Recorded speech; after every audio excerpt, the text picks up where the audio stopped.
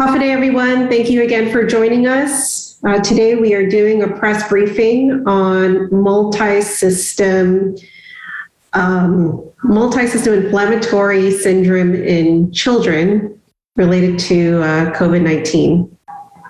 So I know that this was a last minute press briefing announcement, but we're glad you can join us. I'm going to go ahead and introduce our panelists, and let me see if I can try to give recording permission.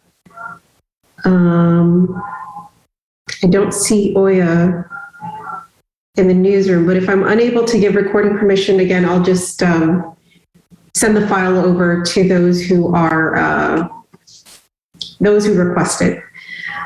We're also streaming live on Facebook. It's at facebook.com/Guam DPHSS. So let me go ahead and introduce our guests. We have Dr. DPHSS Interim CMO, Dr. Robert Leon Guerrero. Also joining us is Dr. Annette David. She's the lead epidemiologist for State Epidemiological Outcomes Workgroup. And then also joining us today is a local pediatrician and a member of the Physicians Advisory Group, Dr. Mike. Thank you all for joining us today, also on short notice as well. So we don't have any presentations from our three esteemed doctors today, but they are experts in the field of public health, as well as they're both pediatricians and on COVID-19. So we're just going to go ahead and go straight to Q&A. As usual, if I can just ask our members of the media if they can just, in the chat box, just enter their names and the organizations that they represent.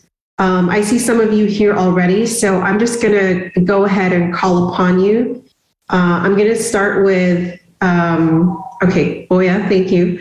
Go ahead, Oya, from the Post. Good morning. So, real quickly, I just wanted to ask about pediatric cases overall. Do we know how many cases of those below age 12, right, because that's our vaccination eligibility threshold, how many have gotten ill with COVID? And typically, where is the transmission coming from? To obviously family, but have there been any links to schools, sporting activities outside of the homes?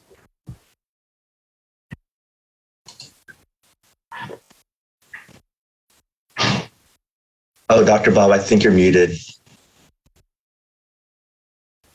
I'm sorry. I don't have the exact number, but the transmission for the younger kids appears to be obviously the family. Most of the kids that have tested positive and are hospitalized, there's family members that are positive as well. So doesn't appear to be related to school or athletic endeavors, because actually the athletic endeavors have not really ramped up yet. So most of these have been from family members. Thank you. And Doc, are these family members, are they vaccinated, or typically are we finding that these children are coming from homes where adults have not yet decided to get vaccinated? I think most of them, again, I don't have the numbers, but most appear to be unvaccinated family members. My clinic, I'm seeing a little bit of both. Definitely, I agree with Dr. Bob that in most cases, what I'm seeing is that the parents are getting sick first, whether they're vaccinated or not, and then it's going down to the children in the family. Rarely, at least in my clinic, am I seeing it child to child, and very rarely am I seeing it start with the child first and then to the rest of the family, although that of course can happen. And overall, although some schools report cases, I haven't been seeing any outbreaks. I don't know if that's different at the public health level though.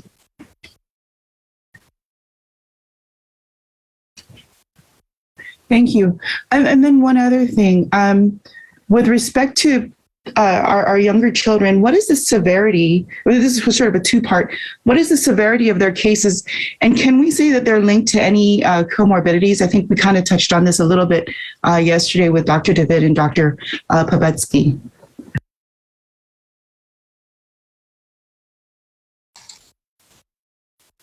Did you want to go first, Dr. Ba? Okay. So for the most part, kids still tend to do very well, I would say, overall. Definitely comorbidities are going to affect it. Asthma, of course, obesity. Of course, if they have more severe underlying conditions with cardiac conditions and et cetera. Of course, what we're concerned about is MIS-C, which is a pretty rare occurrence, but current estimation is about 320 cases per million cases of children with COVID. So for our population, that will probably give us about a dozen cases or so. It's very possible that those numbers are underreported, as you know, this is all data in other states and in the UK as well. But I do want to tell parents that for the most part, and I've been seeing more and more kids turn positive, both in clinic and in the hospital, but overall, they do much better than the adults, I would say. I kind of agree with Dr. Most of the kids, if most of them don't have that much symptoms if at all. We only started seeing more severe cases this past year, and I think that's probably related to the strain that we're seeing. Last year, we saw a lot of young individuals getting COVID in the family, but most of them, actually, I don't think we only have maybe 2 admissions in the hospital in the year 2020, but in 2021, it's a little bit different story. We had quite a higher amount. I think last year we had basically about 2 admitted, and in the past month, we were seeing maybe 2 admissions per week, roughly. And again, I think it's related to the contagiousness of the Delta variant, and I think it also is a lot more vicious than the previous strains. Thank you. Thank you, doctors. I'll wait for the next round, and I'll to give my colleagues some time. Sure. Thank you, Oya. Before I go to the next person, I apologize. I should have given the doctors a chance to explain what MIS-C is. We did issue a physician's advisory the other day, and perhaps either Dr. Bob or Dr. Can maybe just give a brief explanation on what MIS-C is. I'll give the floor over.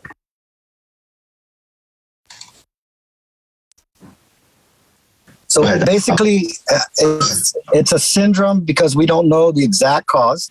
It appears to be not related to the virus itself, meaning you get the virus, you get symptoms from it, and causes MIC. It appears to be because we see that this occurring maybe about a week to 10 days after they're been exposed or after they're positive for the COVID. So it does not appear to be one of the symptoms of the viral infection in itself.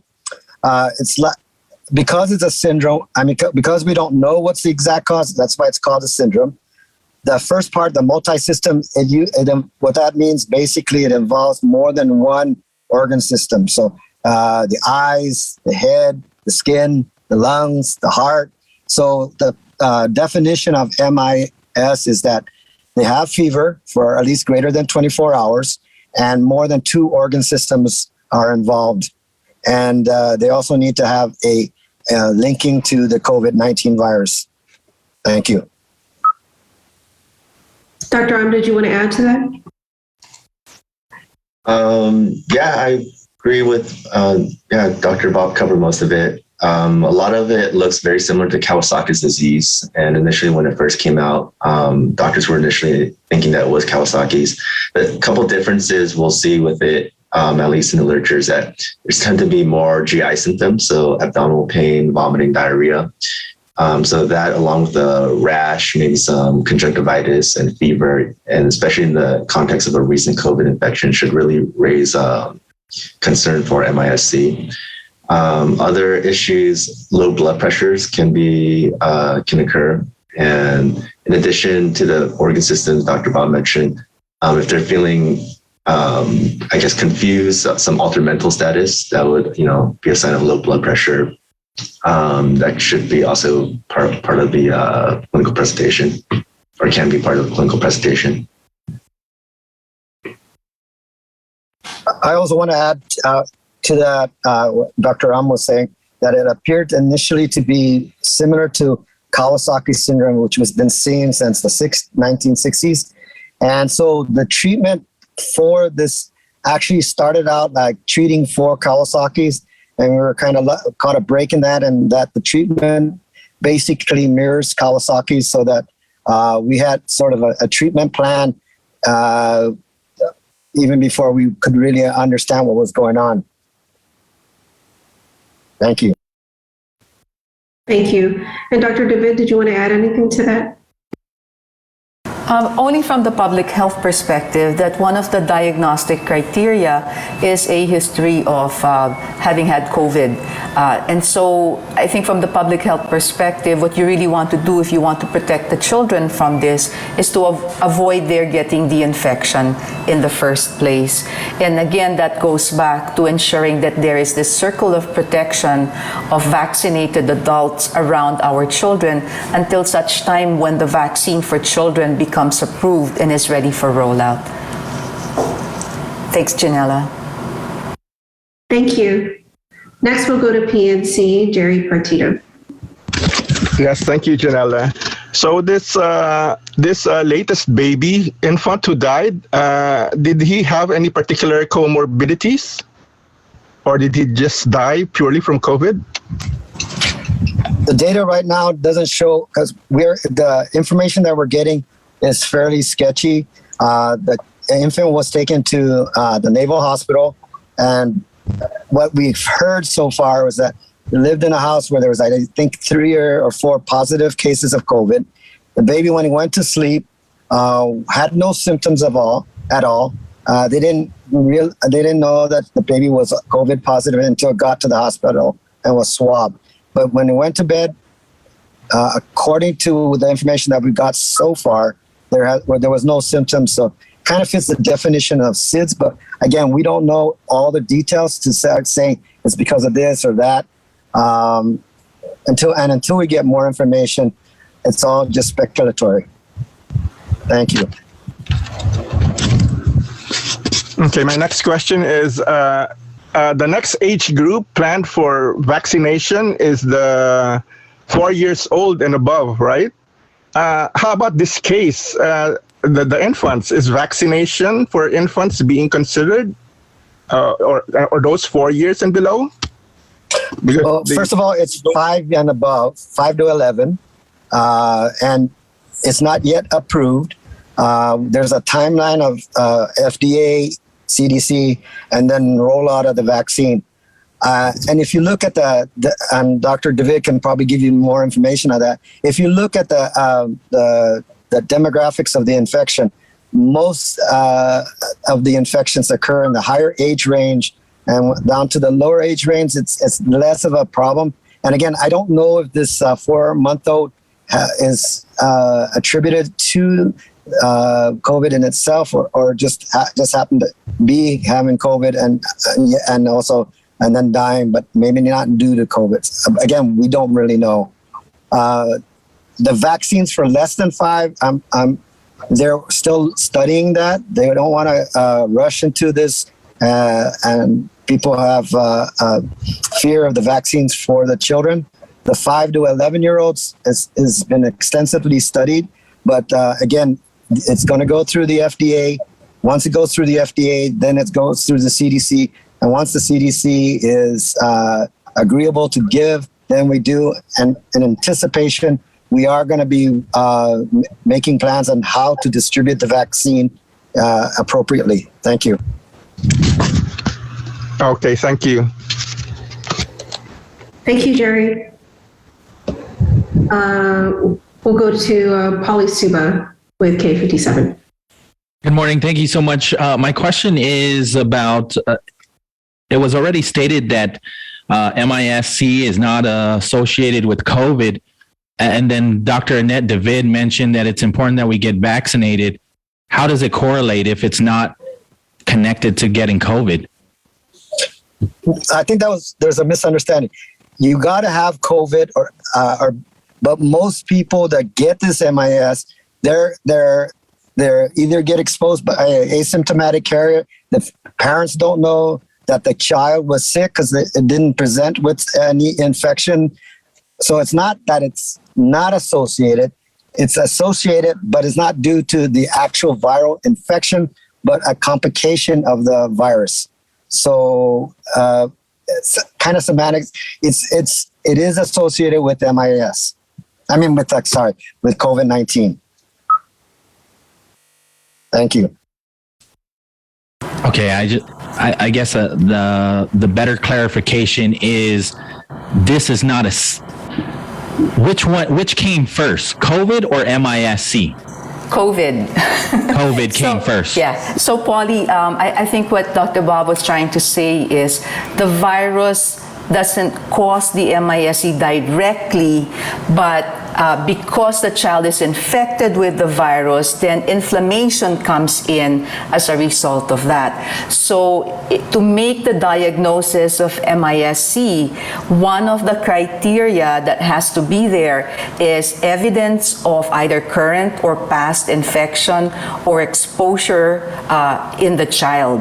And so the point I was trying to make is a child would be at risk for MIS-C if he or she is at risk for infection with COVID.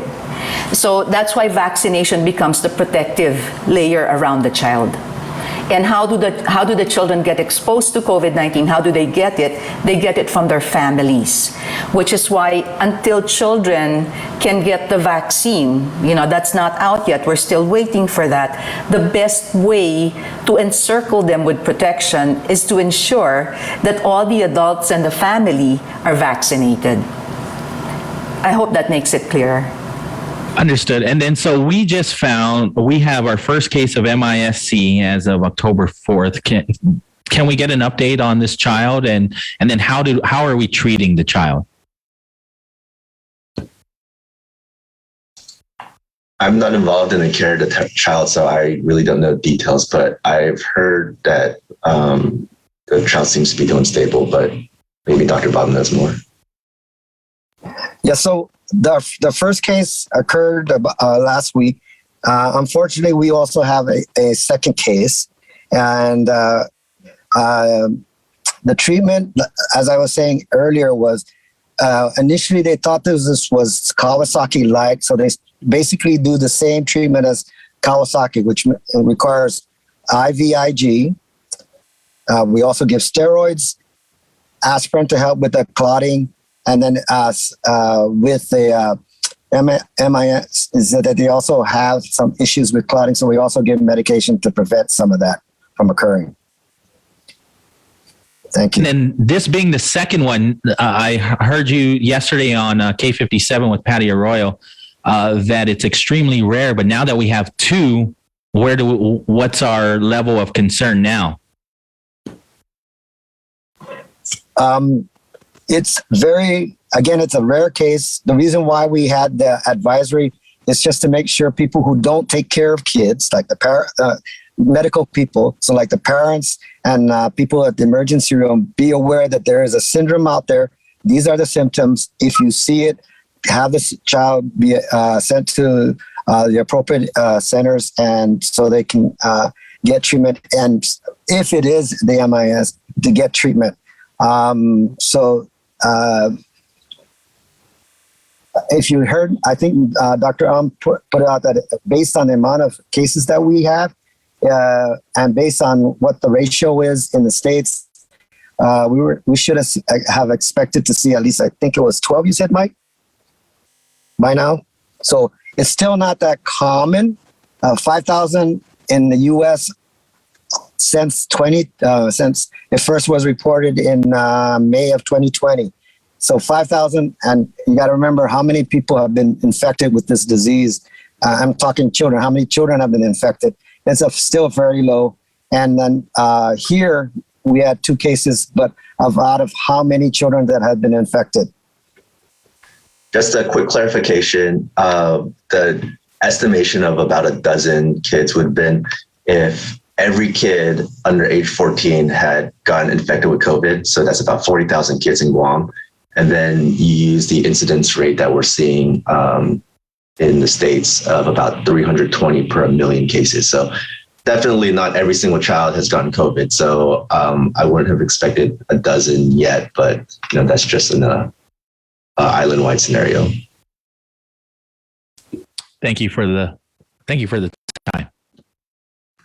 Thank you, Polly. I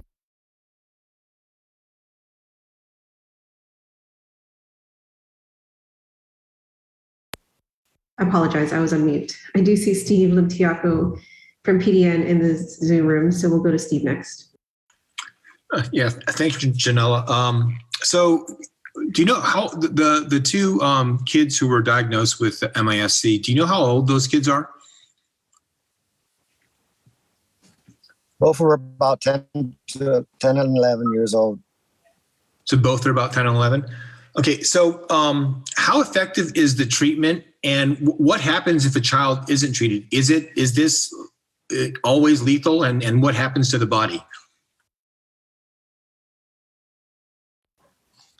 Well, if you look at the stats in the U.S., a little bit over 5,000 children have gotten this disease, and the mortality rate is about 45. So that's like less than 1%. And there's a wide spectrum of the disease. So if it's if it's mild, obviously some of these guys don't need a full treatment. They just need to be watched to make sure they don't proceed into a more dangerous territory. And the treatment, again, it's an ongoing study that's we don't really know, but it seems to the main problem that we see a lot of is problems with the heart, and with the proper treatment, like with the IVIG, we do echoes before the treatment starts, and then after the treatment starts, we notice about 60 to 70% of the echoes return almost to normal following proper treatment. Thank you. All right, thanks. No other questions. Thank you, Steve.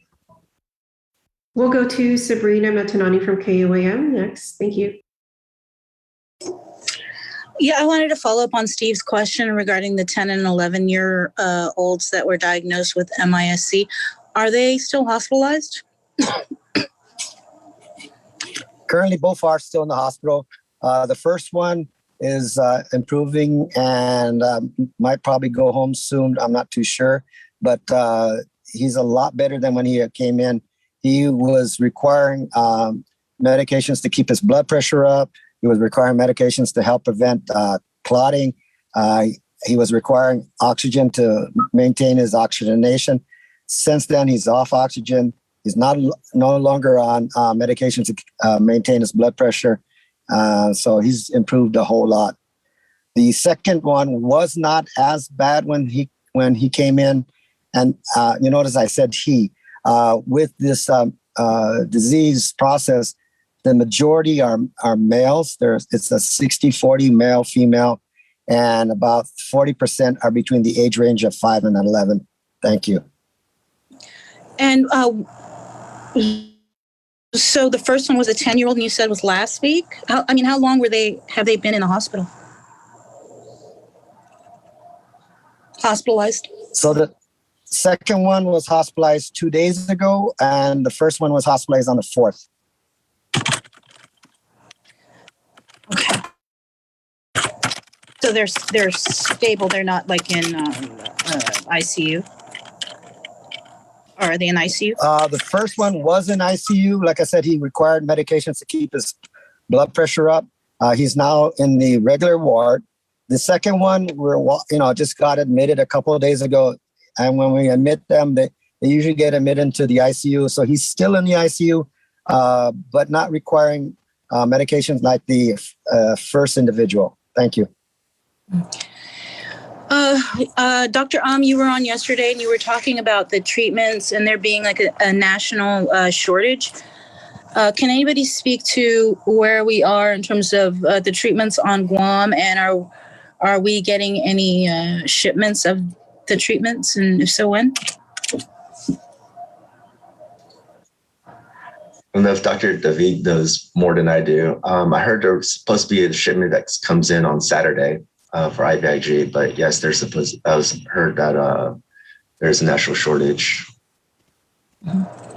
And what about at the hospitals here on Guam? How short are we?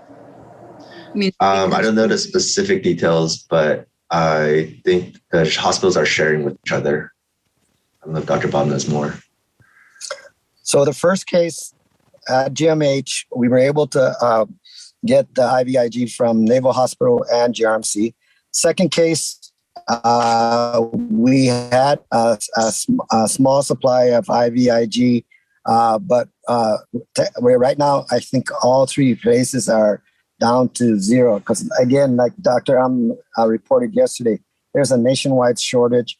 And like Dr. said just a few seconds ago, we are expecting a shipment, and it's reported to be coming in over the weekend.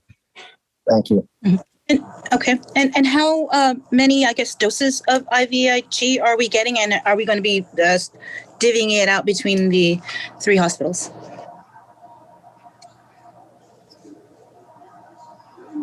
It kind of depends on the weight. The medication is based on weight. So when we receive it and we don't have any patients, GRMC doesn't have a pediatric ward, so all the cases will probably come into GMH.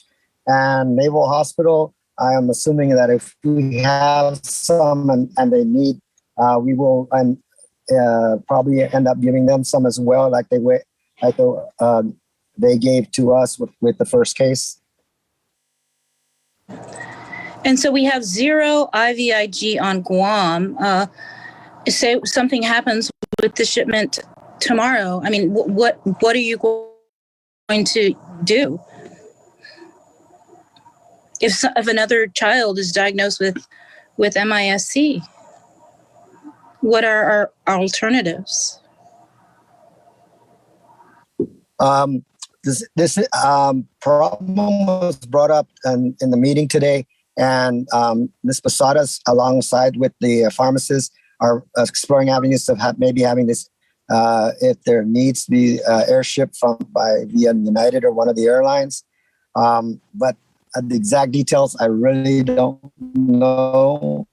But I was assured that they're getting together to try to ensure that proper treatment can be instituted and maintained. Okay, thank you. Thank you, Sabrina. Oya, do you have any follow-up questions? Hi. As parents, I think one of the questions that many parents are asking is, what should we be on the lookout for in terms of, if I know that someone in my family maybe had COVID, or, I'm worried that he or she, my child was exposed to someone who had COVID. What should I be looking for in my kid?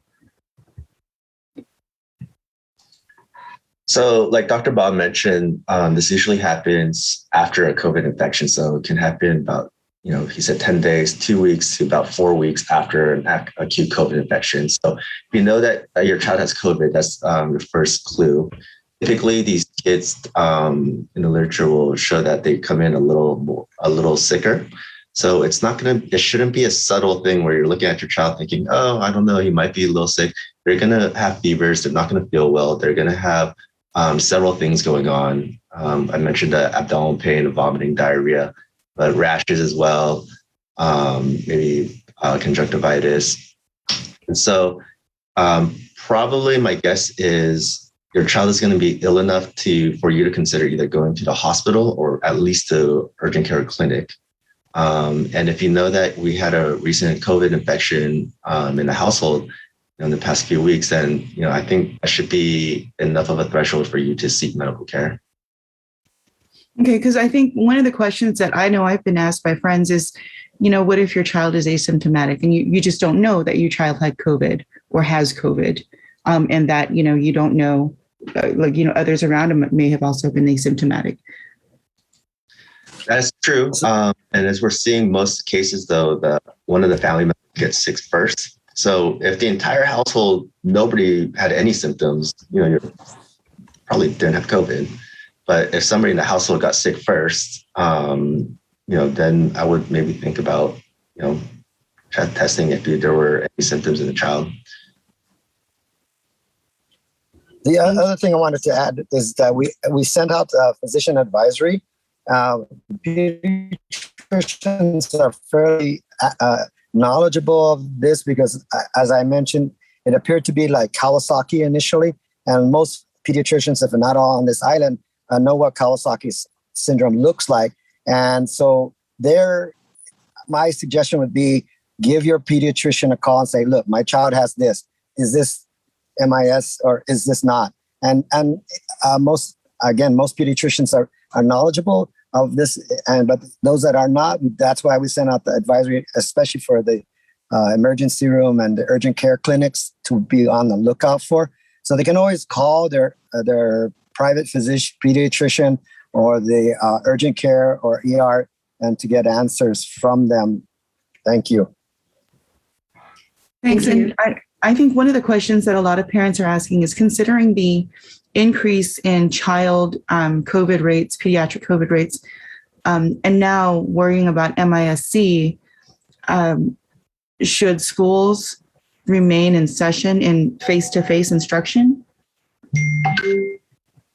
If you look at the statistics, most of these kids, they're exposed at home, not at school, at home.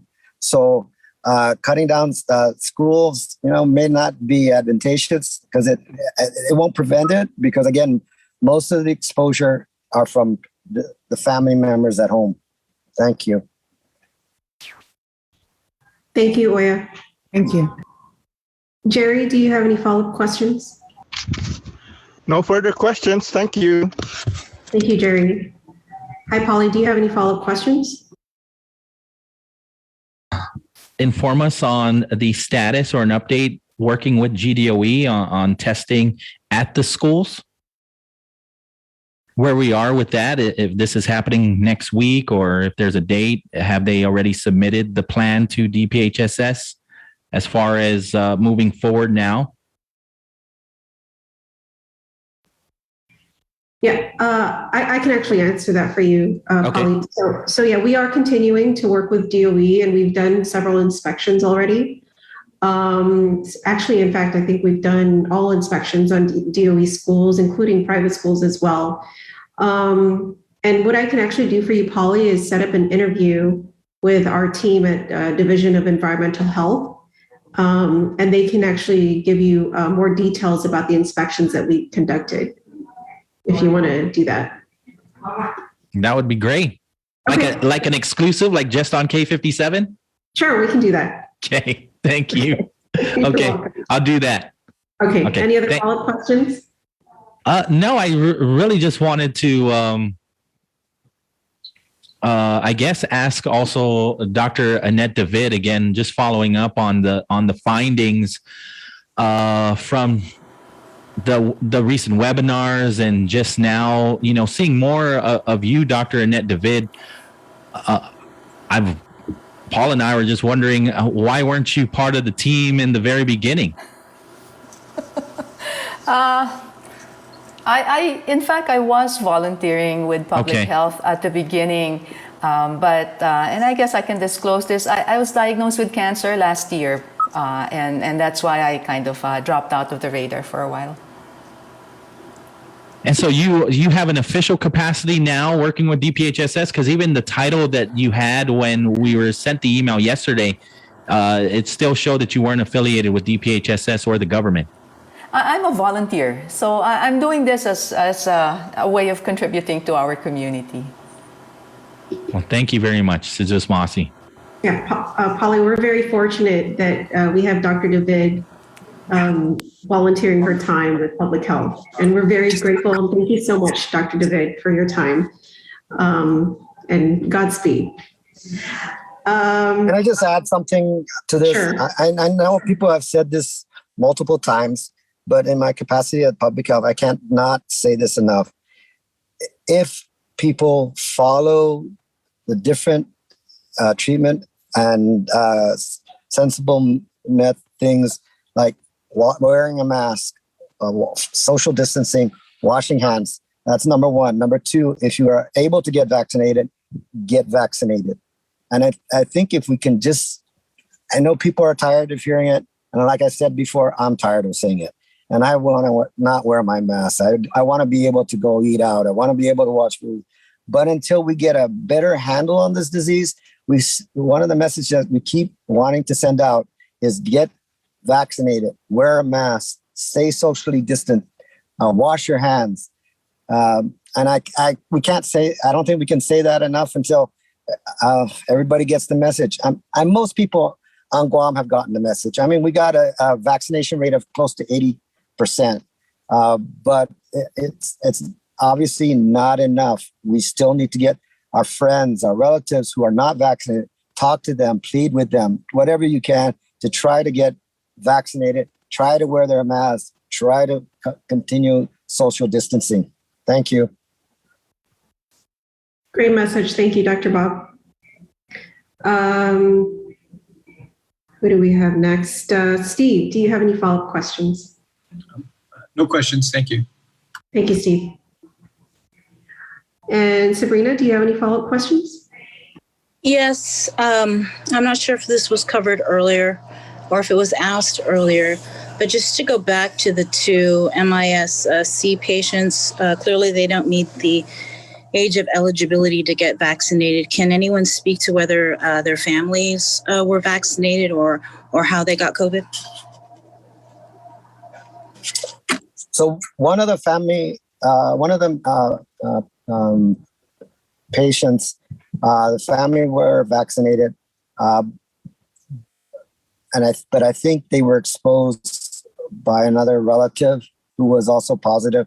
I don't know if that relative was vaccinated, but most of the cases, the two cases, I think the family members, the immediate family members were vaccinated. But, Guam, we're a big family, and there are quite a few family members that are not vaccinated. And that's why that message about, for those, the 80%, to talk to your family members, your friends, that, you'd like them to visit and stuff, but please get vaccinated first. So I think that's where most of them caught it from. Thank you. Thank you, Dr. Bob. Anything else, Sabrina? No, thank you. Okay, thank you. Any closing comments, Dr. Bob, Dr. David, or Dr. I think the best way to prevent MIS-C is prevent our children from getting infected. And I can't say it enough. The only way to do that at this point in time is to encircle them with vaccinated adults. And as Dr. Bob was saying, all it takes is that one unvaccinated adult who can bring the infection into the family, and you put the children at risk. And then when the children's vaccines come out, I think for parents to be aware when that happens, that the best thing would be to get the children vaccinated. Thank you, Dr. David. Thank you all to our media partners and to all the public who are also watching on Facebook Live. Thank you, Dr. Bob, Dr. Annette, and Dr.